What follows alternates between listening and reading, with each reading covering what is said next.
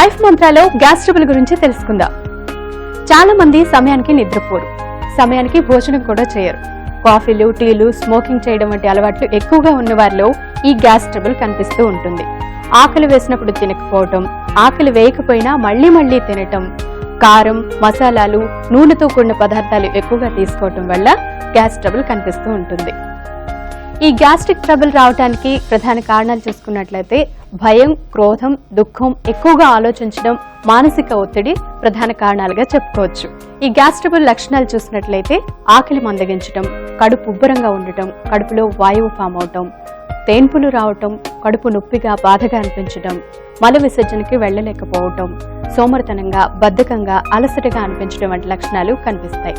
ఇప్పుడు gas trouble కి చక్కటి చిట్కా చూద్దాం.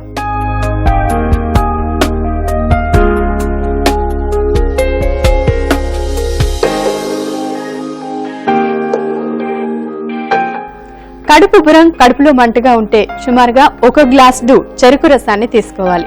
దాంట్లో 1 చెంచా నిమ్మరసాన్ని వేసుకోవాలి.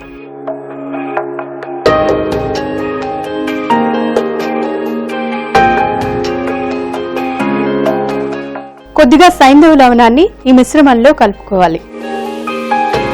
ఇలా రెడీ అయిన ఈ మిశ్రమాన్ని 2 పూట్లా తీసుకున్నట్లయితే కడుపులో ఉన్న మంట, ఉబ్బరం దూరం అవుతుంది.